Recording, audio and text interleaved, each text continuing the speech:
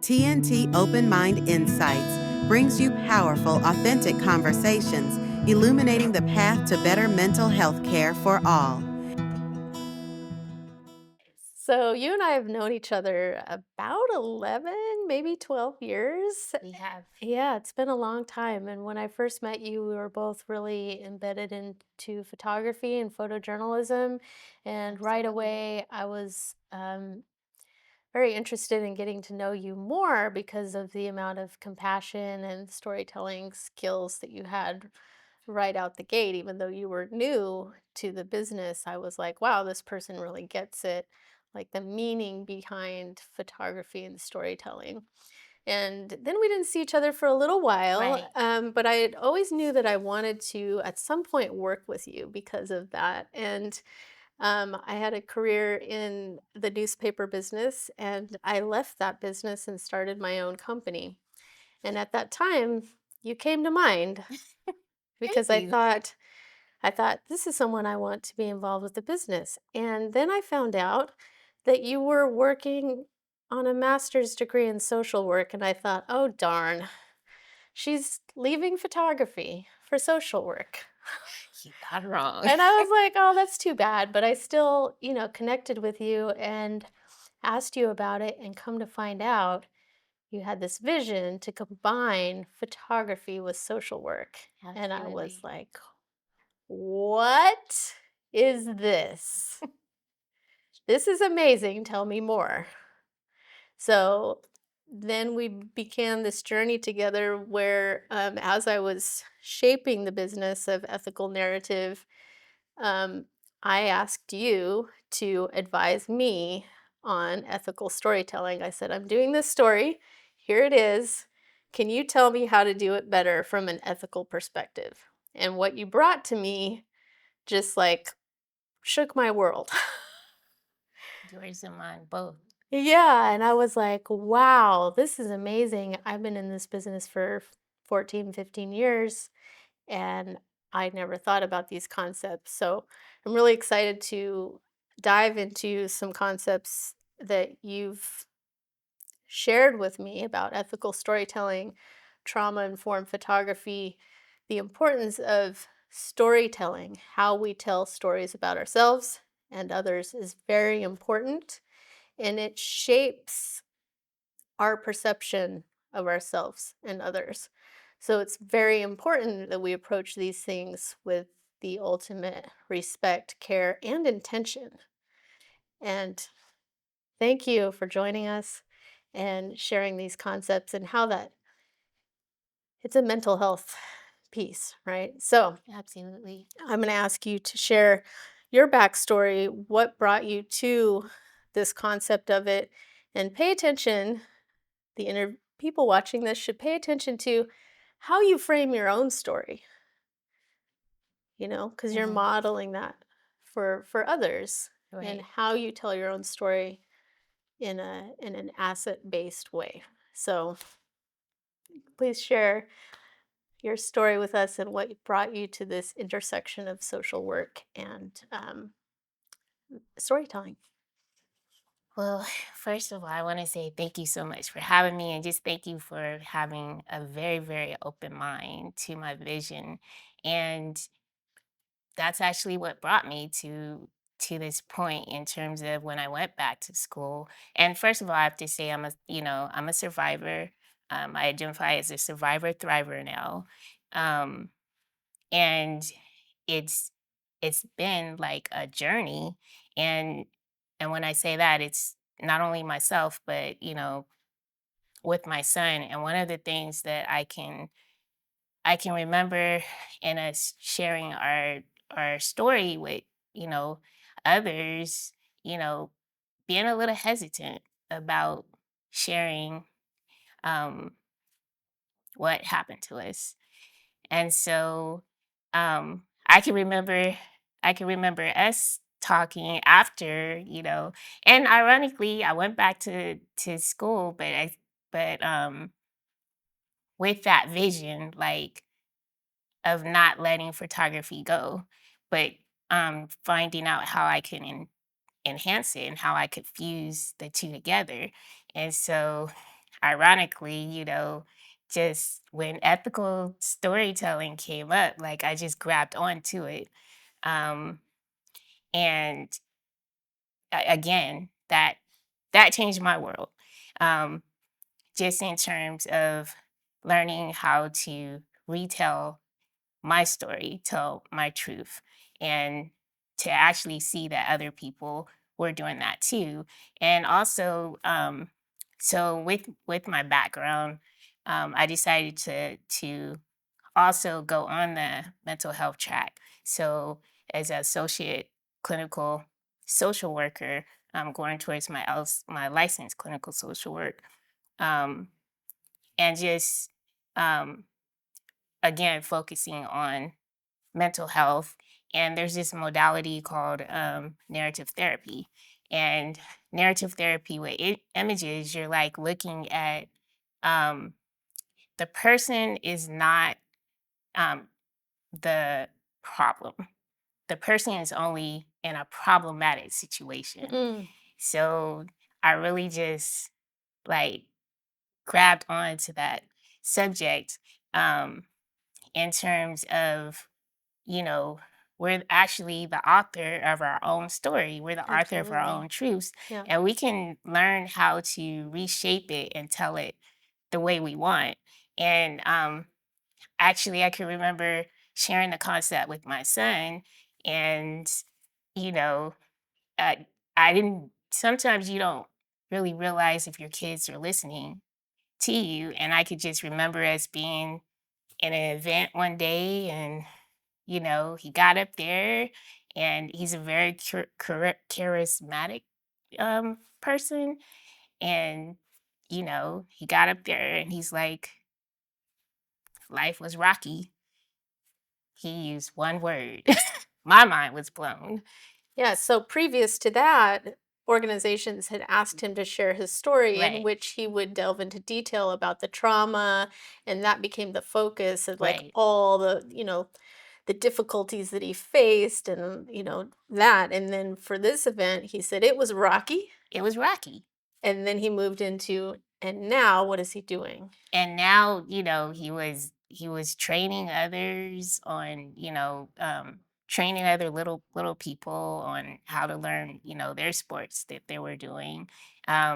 He was doing community work within the community. He was just doing so much more than you know what he was doing before. And he still got a standing ovation for that. Yeah, so same story, Same story, different focus. different So we focus. shifted from the trauma focus to the what happens Asset next, base. asset based. He's out there making a difference, moving people along. And so, Right.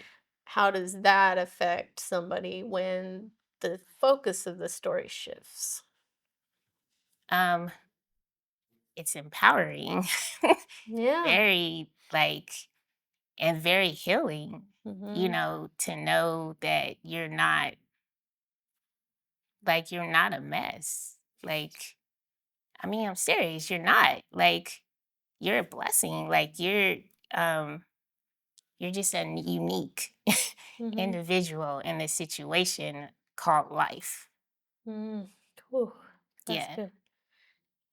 And that's why I continue to learn from you because you keep bringing things up like that that are just um, stories have power. They do. And photography was a part of your own healing journey.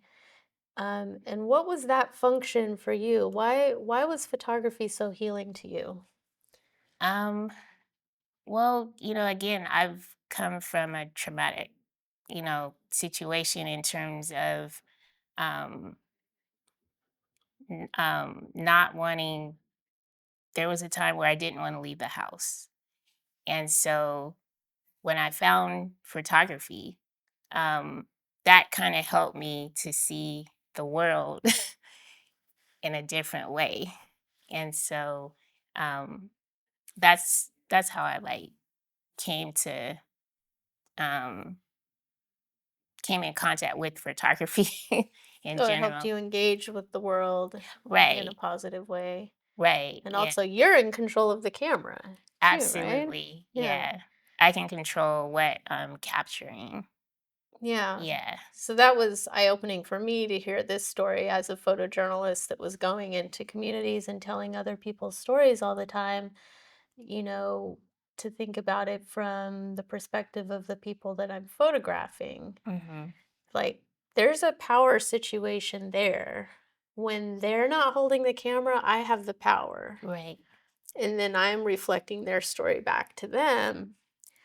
That that's a big deal. It is. We cannot be sleeping on the fact that that has a mental, like, that affects you emotionally and mentally. Right. Um, and that is enhanced when you are publishing it publicly. Right. Absolutely. Mm. So we can't be too careful about how we approach that. Right. We can't be too cavalier. We can't be cavalier about that, you know? So Yeah. that's why I really wanted to learn as much as I could from you because there is a time and place for professionals who know how to operate the equipment and know how to make a visually pleasing image to come in and tell the story in a meaningful way. Right. But how do we do that as professionals and engage with those topics while not just stripping the the power away from someone and doing something so big in their life Right. Absolutely. without their involvement? So, like, share share with me some of the concepts, like the overall concepts of ethical storytelling that we've been working on together, because this has been our interaction, because Right. you tell me the concepts and then I'm like, but what about, like, we still have to do our job. So Yeah. Come back. we've kind of figured out methods of how to make this happen, but what are some big concepts that we work with at Ethical Narrative?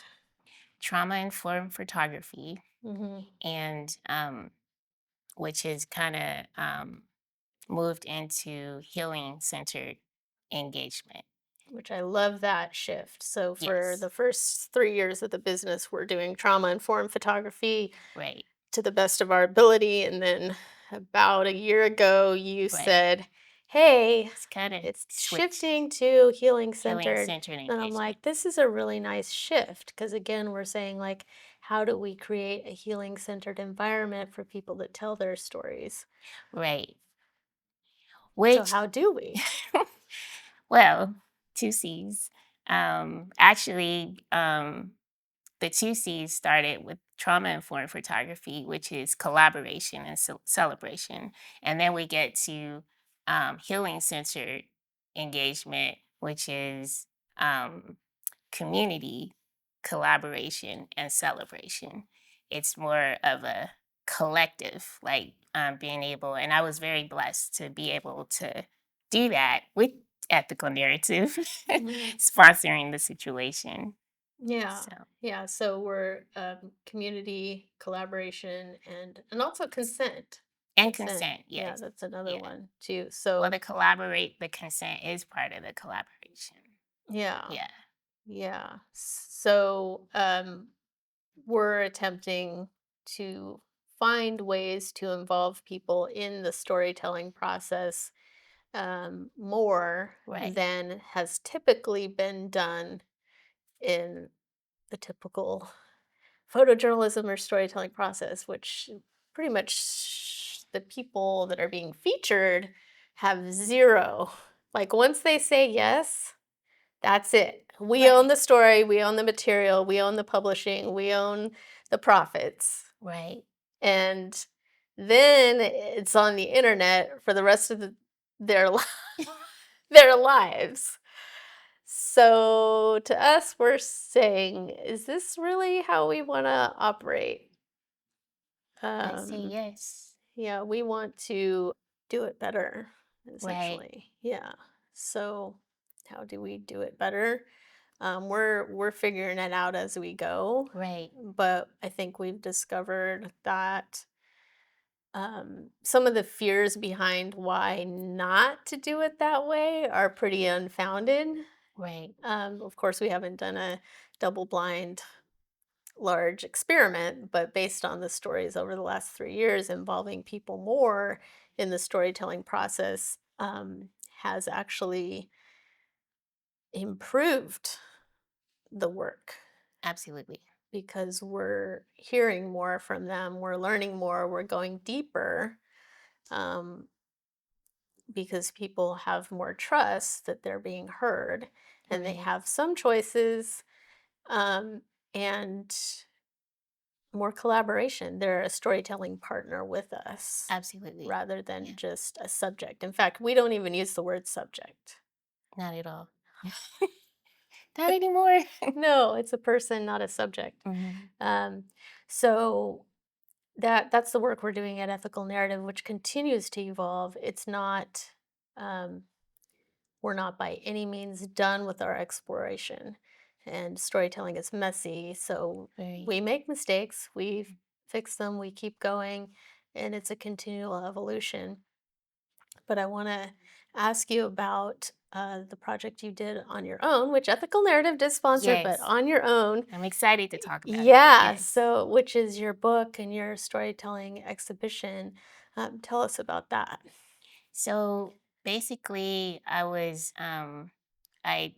received the opportunity from the Office of SAT Culture and Arts. Um, they offered a seeding creativity grant um, for my idea to create a, a book called Surviving to Thriving, um, which was narratives of community thrivers surviving traumas.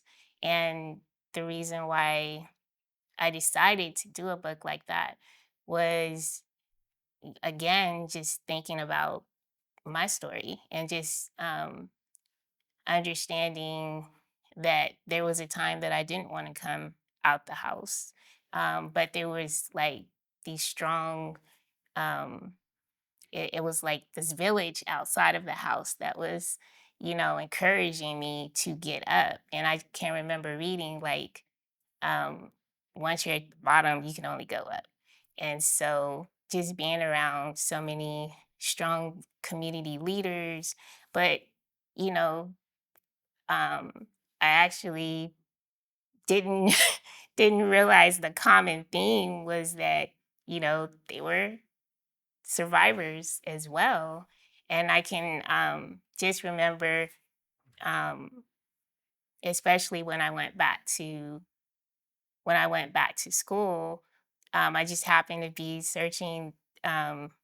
Something came up on my feed, and I saw like one of the she's in the book now, and she came up, and I was like, I can't believe she's a therapist. Yeah. Yeah, and so um, it just kind of came to mind. Um, to be able to create something that we could give back to the community so other people could see that again, they're the author of their own stories, their own narratives, and they can change them if they want. um, and what really comes to mind, and so I after receiving the grant, the idea was to come to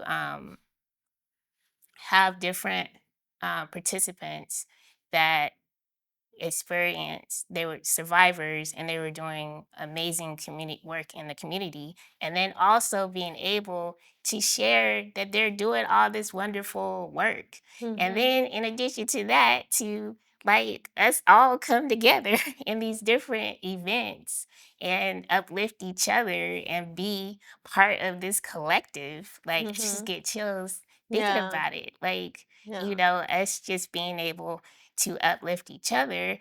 But like I got so much more from that experience. And I just want to say thank you to you and Sue, which is one of the other um, teammates, because again, you've mentioned like the photojournalistic background, that there were things that I asked you to do that was what you weren't used to doing. Yeah. But the one thing that I really want to stress and that it came out when I asked for feedback from the participants. They said, "Thank you so much for letting us use our voice. Like, thank you for us um, being part of the book, and because that was something that was important to me too. Like, I did not want to publish the book without everybody's buy-in. Mhm. And just, yeah, I've had experience, where, you know, it is what it is and people don't care. And Yeah. so I just wanted everyone to know that they mattered and this wasn't me. This was a group effort. We were doing this. And again, that's why I really wanted them to know that I wanted to celebrate them, that I wanted to give them a safe space, um, because everybody had like their own time, their own I asked them their favorite colors. I asked them what's their favorite music.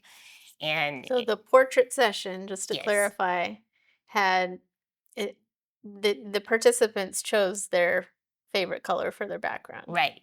and they got to play their favorite music during Favorite the portrait music. session. Right. And I mean, she took collaboration, you took collaboration to the nth degree here. They They were all approved special, every amazing single people. Yeah. piece, every single step of the They way. deserved it. Yeah. Yes. And then the journal part, Right. can you explain that? Uh, Yeah. So with the journal, I just asked each person, um, you know, what was their like what described them, like what was their new name, mhm. like in terms of them telling their own story, what was part of their story.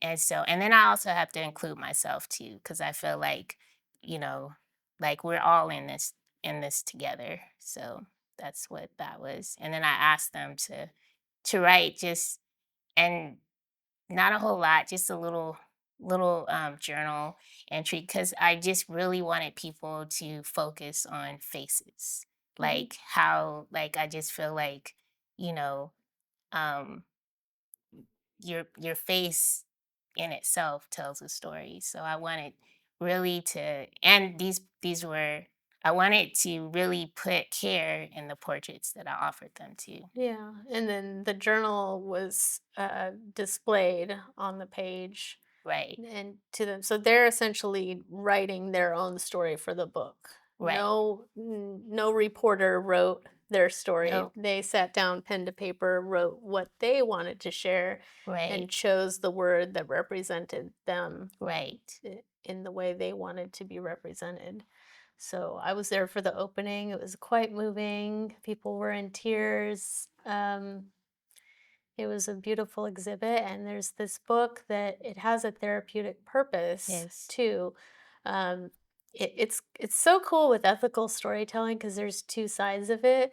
There's the process of telling that person's story and how it affects that individual, but then there's also the purpose of that story within the community. So there's like two prongs to it. So that book now can be used as a therapy right. tool. And can you explain how that works?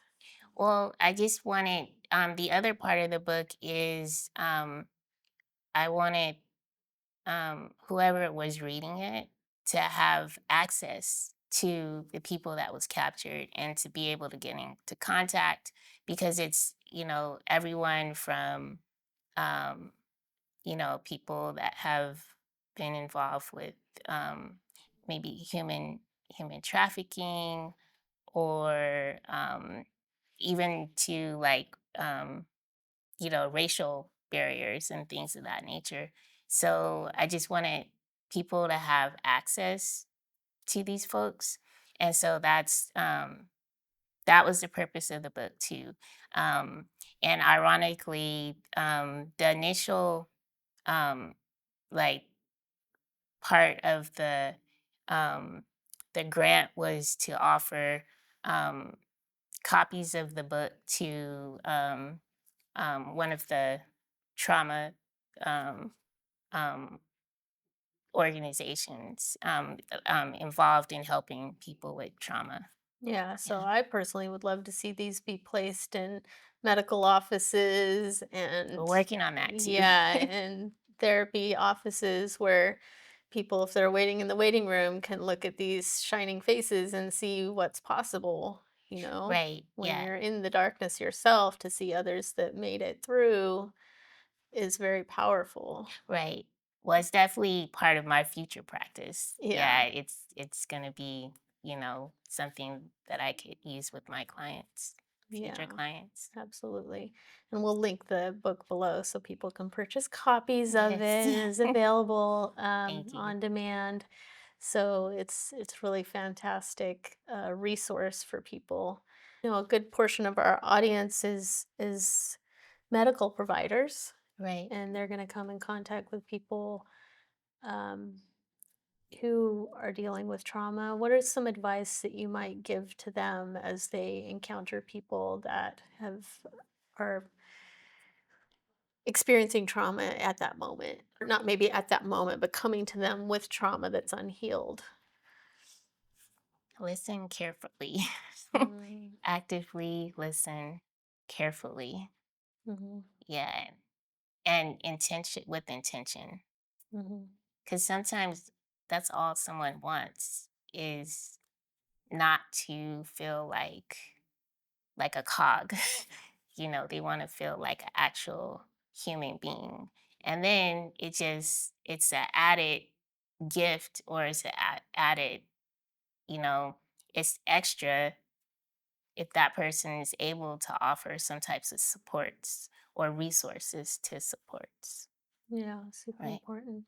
And the language too that we Yes. use with people, I think is so important. Even maybe the patients aren't hearing you, but probably the way you speak about patients is gonna be part of the narrative that you bring to the Right. table as well. So maybe shifting that language to more asset based, you Right. know, Yeah.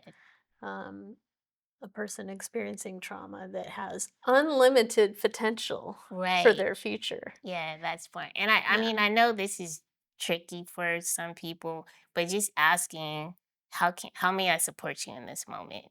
And you've done that to me many times. You remember? How can I support you? How could I support you? Yeah, Yeah. yeah, and that's super important. And Tamara doesn't reserve her support to people that are experiencing trauma. She extends her support to Everybody. everyone Yeah. who comes across with her, our storytellers, and even me. Yeah. She gives me that extra emotional support, and especially when we're really busy. Are you taking care of yourself? Are you doing your meditation? Right. And lastly, please share with us your morning routine and how you keep your cup filled and your mental health strong. Well, ironically, when I went into the program, the MSW program, one of the things, we have the code of ethics, and one of the things that was really emphasized was self care. So it's actually been almost 3 years now. So in the And morning, it's in the book. it's in the book. So you got to do what's in the book. You got to do what's in the book. Okay. Yes. Yeah. So in the morning, I wake up, my prayers, um, my devotion, and exercising, and then you know making sure I eat right, and then I take all that and then I start my day in terms of helping others, or Hmm. focusing on helping others that day. But basically I learned that I had to 5 days a week, I take the day off on the weekends, but 5 days a week I pour into myself first before I can pour into anybody else. And then, you know what I can say is when I give my 100% in who I help, and you know that. Yeah, Yeah. absolutely. And how long does that, how much earlier are you setting your alarm, or how much time are you dedicating to yourself those 5 days a week before you start working? Um, I'm trying to give myself a little more time, but I was starting at between 4 and 4:30, but I'm trying to do maybe 4:30 and 5. Oh, and I just added Spanish in that, learning Spanish in that little Yeah. routine. Yeah. So is that like an hour An hour. self-care total? I would say total. Actually, I'm trying to put it to like maybe an hour and a half, but I'm at 2 hours right now of Yeah. self-care and myself. I think that's really, really important to say out loud. Like, Tamara is doing 2 hours of Of self-care self-care. in the morning to fuel herself up to spread this goodness elsewhere. Myself, I have an hour routine in the morning, which is, devotions and meditation. And then I take another hour where I'm making myself breakfast, getting myself ready. Like, I'm literally, it's like 2.5 hours. People, Yeah. like 2.5 hours before I'm gonna leave the door. That's all me. I Yeah. take my time, and I feel that energy put in comes back exponentially on Right. the other side. It actually gives you more time and more energy later on. That's been my experience. Do you feel that way? Absolutely. Yeah. Ironically, I'm thinking about my son when he was in high school, and I had started this journey when he's a senior in high school, and it was COVID and all this stuff. And that's the one thing he noticed, that mom was not herself if mom did not get her, if she did not pour Yeah. into herself. So I think it happened once where I didn't get to do my routine. That never happened again. Yeah. And Yeah. you keep it up when you travel too, I've Right. noticed. Yeah. She Absolutely. brings, yeah, it's pretty awesome. So, you've taught me so much over these years. You've changed my business, you've changed my perspective. Our collaboration has been incredibly meaningful to me. I just want to thank you for just being one of my most valued partners in this journey of creating a business that matters and has a voice, and at the same time keeping that individual perspective, like, who are you, like, acknowledging me all the time too. It's just been a I was right 11 years ago when I thought I want to work with that person. It was like this premonition. So thank you for being on this journey and sharing your insights. And also, you talk quietly, but what you say is so loud. Like, I've learned to lean in when Tamara says, you might want to think about this. I'm like, okay, what is it? Because I know you've got something to say. Well, at least I'm listening, actively listening. And she's not standing on the rooftops yelling, and that's where that benefit of listening comes from, right? It's Right. like, people aren't gonna shout their truths.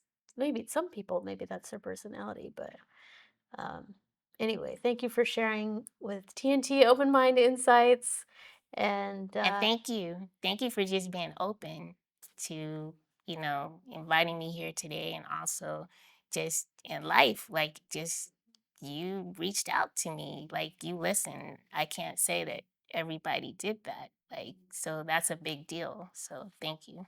yeah, my pleasure. It's been great. Absolutely. Oh, and how can people reach you or learn more about what you're doing? TMKinspiredphotography.com. Okay. Or Yes. ethicalnarrative.com. Or ethical narrative. Yeah, We're connected. she's doing a lot of great work out there. Yes. Yeah. Absolutely.